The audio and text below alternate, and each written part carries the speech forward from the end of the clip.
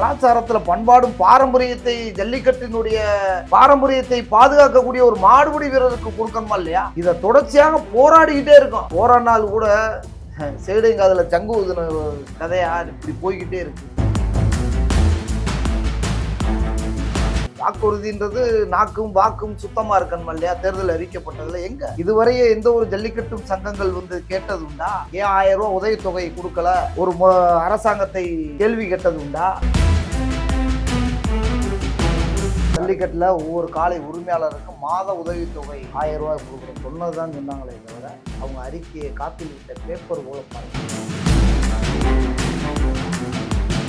பட்டி தொட்டியில் இருக்கக்கூடியவர்கள் இன்னைக்கு வில்லேஜில் படிக்கக்கூடிய நல்லா படித்த இளைஞர்கள் இருக்காங்க. சாதாரண ஒரு பலசர் கடையில் போய் ஒரு மல்லிப்பொடி மிளகாப்பொடி வாங்கணுமா கூட இன்னைக்கு ஜிபேல கூகுள் பேல பணம் மாற்றுறாங்க.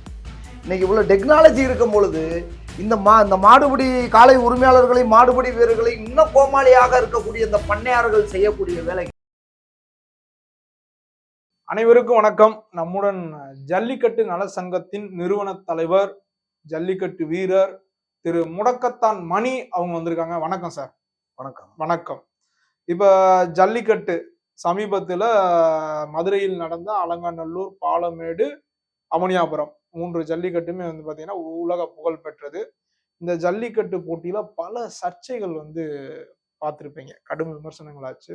சரி, அதையெல்லாம் தாண்டி இப்ப பாத்தீங்கன்னா காளைகளுக்கு 1000 ரூபாய்ன்னு சொல்லிட்டு, அதாவது அறிக்கை மாதம் 1000 ரூபாய் காளைகள் வளர்ப்பவர்களுன்னு சொல்லிட்டு டிஎம்கே கவர்மெண்ட் அறிவிச்சிருக்கு. இது ஒரு நல்ல திட்டம் தானே? 2021ஆம் ஆண்டு தேர்தல் அறிக்கப்பட்ட திமுக தேர்தல் அறிக்கையிலே 1000 ரூபாய் உதவித்தொகை கொடுக்குறோம். நாங்க எதுக்கு? ஜல்லிக்கட்டுல ஒவ்வொரு காலை உரிமையாளருக்கும் மாத உதவித்தொகை 1000 ரூபாய் கொடுக்குறோம்னு சொல்லியிருந்தாங்க. சொன்னதுதான் சொன்னாங்களே தவிர அவங்க அறிக்கையை காத்தில் விட்ட பேப்பர் போல பறந்துருச்சு. பொய்யான அறிக்கை கொடுத்து ஒவ்வொரு தொகுதியிலையும், தென் மாவட்டம் மட்டும் இல்ல, இன்னைக்கு தமிழகத்துல ஒவ்வொரு தொகுதியிலையும் 20% மாடுபிடி வீரர்களும் காளை உரிமையாளர்களும் ஜல்லிக்கட்டு கபடி வீரர்களும் அனைவருமே இந்த வாக்கை அந்த வாக்கை வாங்குறதுக்காண்டி அந்த பொய்யான அறிக்கையை கொடுத்து இன்னைக்கு 2000 இல்ல சார், இப்ப இந்த 1000 ரூபாய் கொடுத்த உடனே மக்கள் ஓட்டு போட்டுருவாங்க. ஏன்னா தெரியும் ஒரு ஜல்லிக்கட்டு காளைக்கு மாசம் எவ்வளவு செலவாகுதுன்றது தெரியும். அந்த 1000 ரூபாய் கொடுக்கறதுனால அந்த 1000 ரூபாய் போதுமானதா? ஒரு ஜல்லிக்கட்டு மாடு வளர்க்குறவங்களுக்கு, இப்ப பசு மாடு வளர்க்குறாங்கன்னா ஒரு மாட்டுக்கு மாசம் ஒரு 5000 ரூபாய் செலவானாலும் ஒரு 5000 ரூபாய் 10,000 கொடுக்குன்னா ஒரு 3-4 ரூபா செலவு பண்ணாலும் ஒரு 5 ரூபா 6 ரூபா லாபம் இருக்கும். ஆனா ஜல்லிக்கட்டு மாடுக்கு மாசம் ஒரு 4 ரூபா 5 ரூபா எவ்வளவு செலவு பண்ணாலும் லாபம் இல்லையே. லாபத்தை தாண்டி தன்மானத்துக்கும் பாரம்பரியத்தையும் பாதுகாக்கிறதுக்காண்டிதான் காலையில வளர்க்குறாங்க. இல்ல, அதுதான் சொல்றேன். இப்ப 1000 ரூபாய் போதுமானதா? 1000 ரூபான்றது ஆனப்பசிக்கு சோளப்பொரி மாதிரிங்க. இது எப்படி ஒரு நாளைக்கு மாட்டுக்கு 300 ரூபால இருந்து 500 ரூபா செலவாகுது. இவங்க கொடுக்குற 1000 ரூபான்றது பண்ணையாளர்களுக்கு தேவையில்லை, மிகப்பெரிய பண்ணையாளர்கள் தேவையில்லை, இல்லாதவர்களுக்கு தேவைப்படுது இல்லையா? இப்ப இணைய போல சார்ந்தவர்களுக்கு தேவையில்லை. கிராமப்புறத்தில் இல்லாதவர்கள், விவசாய குடி மக்கள்கள் அந்த பயனடையக்கூடிய அந்த 1000 ரூபாய் உதவித்தொகைன்றது உங்களுக்கு தேவையானது இல்லையா? வாக்குறுதின்றது நாக்கும் வாக்கும் சுத்தமா இருக்கணுமா இல்லையா? தேர்தல் அறிவிக்கப்பட்டதுல எங்க இதுவரையே எந்த ஒரு ஜல்லிக்கட்டும் சங்கங்கள் கேட்டது உண்டா? ஏன் 1000 ரூபாய் உதவித்தொகை கொடுக்கல? ஒரு அரசாங்கத்தை கேள்வி கேட்டது உண்டா? இதுவரையே யாரும் இதை கேட்க போறது இல்லை. தமிழ்நாடு ஜல்லிக்கட்டு நலச்சங்கம் சார்ந்து முதலாக 2022ஆம் ஆண்டு வரை போராடிக்கிட்டே இருக்கோம். 1000 ரூபாய் உதவித்தொகை எங்க? மாடுபிடி உயிரிழந்த மாடுபிடி வீரர்களுக்கு, மாவீரர்களுக்கு, உயிரிழந்தவர்களுக்கு தலா 10 லட்சம் ரூபாய் கொடுக்கணும். அப்படி இல்லாவிட்டால் அந்த குடும்பத்தை சார்ந்தவர்களுக்கு ஒரு நபருக்கு அரசு வேலை வழங்கிடும் சொல்லி தொடர்ச்சியா போராடிக்கிறீங்க. இன்னைக்கு கள்ளச்சாராயம் குடிச்சவனுக்கு எல்லாம் இன்னைக்கு 10 லட்சம் ரூபாய் அதை கொடுக்கக்கூடிய முன்வர அரசாங்கம் என்ன? இந்த கலாச்சாரத்துல பண்பாடும் பாரம்பரியத்தை ஜல்லிக்கட்டினுடைய பாரம்பரியத்தை பாதுகாக்கக்கூடிய ஒரு மாடுபிடி வீரருக்கு கொடுக்கணுமா இல்லையா? இதை தொடர்ச்சியாக போராடிக்கிட்டே இருக்கும். போராடினால் கூட சேடுங்க அதுல சங்கு ஊதுன கதையா இப்படி போய்கிட்டே இருக்கு. ஆனா இது என்னத்தை சொன்னாலுமே பொய்யான அறிக்கையை கொடுத்து இப்படி ஒவ்வொன்றும் ஒரு மாடுபிடி வீரர்களுக்கு தேர்தல் அறிக்கையில 1000 ரூபாய் கொடுக்குறோம் சொல்லி கொடுக்கல. அது போக இந்த அரசாங்க வேலைன்னு சொல்லி இப்ப அறிவிச்சிருக்காங்க. ஆமா, அறிவிச்சிருக்காங்க. நல்ல விஷயம் தானே? என்ன நல்ல விஷயம்? எப்படி வெற்றி பெற்ற வீரருக்கு அரசாங்க வேலை? தவுச்ச வாய்க்கு தான் தண்ணி கொடுக்க சொன்னோம், செத்தையும் வாயில பால் ஊத்த வரக்கூடாது. நீங்க 2021ஆம் ஆண்டுல முதல் ஆட்சிக்கு வரணுமிடமே அந்த அரசாங்க வேலையை நீங்க கொடுத்துருங்கன்னு சொல்லி முதல் தேர்தல் அறிக்கையில மதுரை மாவட்ட ஆட்சியர் அலுவலகத்துல நாங்க கொண்டு போய் கொடுத்துருக்கோம்ல. 2022ஆம் ஆண்டு தானே உங்கள் முதல் பொங்கலாக அரசு நடத்தக்கூடிய ஜல்லிக்கட்டு அலங்காநல்லூர், பாலமேடு, அவனியாபுரத்துல அரசு நடத்துனீங்க. ஆமா சார். அப்ப அந்த 3 ஊர்லயும் சிறந்த வீரர் இருக்காங்களா? அவனியாபுரத்துல பிடிச்சவங்க இருக்காங்க, பாலமேட்லயும் பிடிச்சவங்க இருக்காங்க, அலங்காநல்லூர்லயும் பிடிச்சவங்க இருக்காங்களா? அந்த 4 வருஷம் 5 வருஷம் உங்க ஆட்சியில தானே பிடிச்சா. இப்ப என்னாச்சு? வெளிப்படைத்தன்மையா சொல்லுங்க. கடைசி முடியும் தருவாயில 2 மாசம் இருக்கும் பொழுது நீங்க கொடுக்குறோம்னு சொன்னா யாரை ஏமாற்றம்?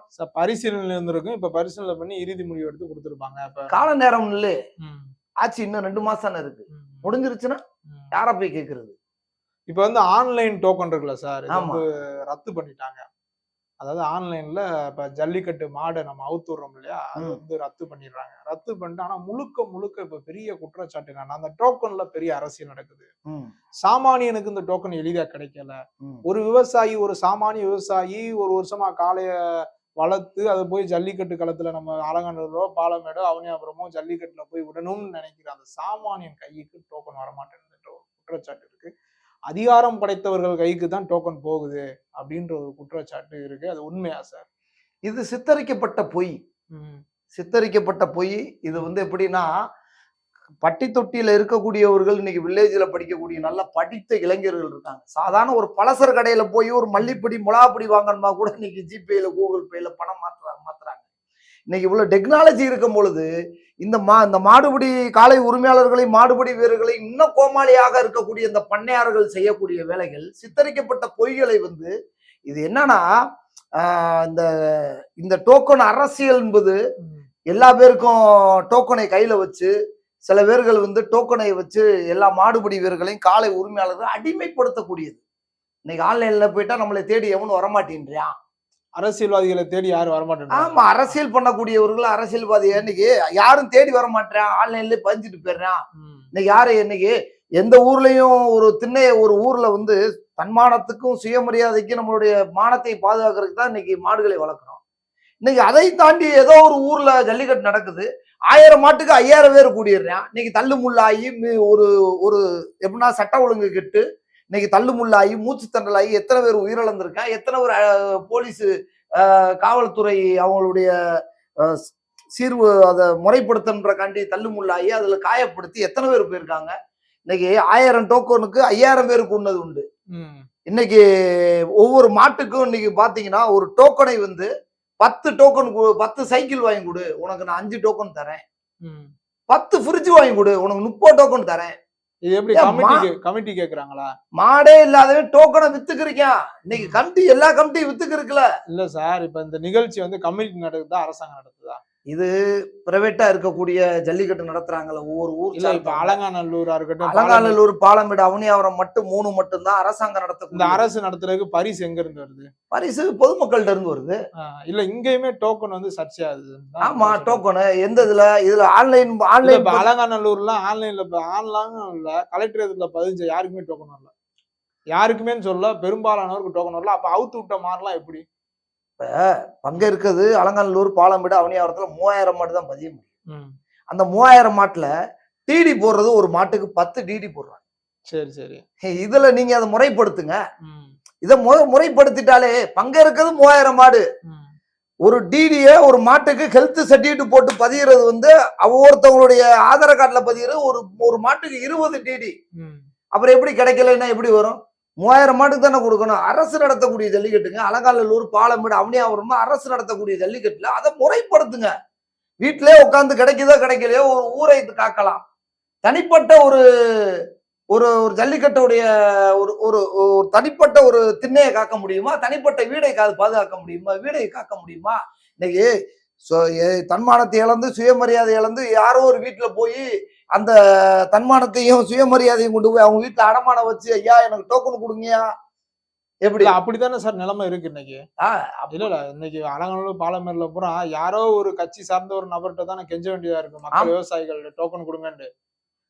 அது உங்களுக்கு டோக்கன் வந்து அரசியல்வாதியோ தனிப்பட்ட முறையோ ஒரு விவசாய குடி நடத்தக்கூடிய ஜல்லிக்கட்டு தான். இதுல வந்துகிட்டு அரசியலுடைய தலையீடு வந்து அதிகமா இருக்கு. ஏன்னா இதுல அரசியல் தலையீடு இருக்கக்கூடாது. ஒரு நடுத்தரவாதியும் விவசாயி மாடு வளர்க்குறானா அதை வந்து ஊர் தலைமையை வந்து முறைப்படுத்தி அந்த ஊரை வந்து நல்லா நடத்துங்க, அதை முறையா நடத்துங்க. மாவட்ட நிர்வாகம் கண்காணிப்பு கேமரா பொருத்தி யார் யார் வாங்குறாங்க முறைப்படுத்துங்க. 1ல இருந்து 1000 டோக்கன் யாருக்கு கொடுத்துருக்கீங்க, அதை வீடியோ ஃபுட்டேஜ் வச்சு கொடுக்கணும். இவங்க என்ன பண்ணிடுறாங்கன்னா, ஒவ்வொருத்தவங்களுக்கும் தாங்க உங்களுக்கு 150, இந்த அமைச்சருக்கு 150, இந்த இவருக்கு 150, இப்படி அரசியல்வாதிகள் பூரா போயிருச்சுன்னா விவசாயம் எங்க பண்ணுவாங்க? கடைசி விவசாயி எங்க போவாங்க?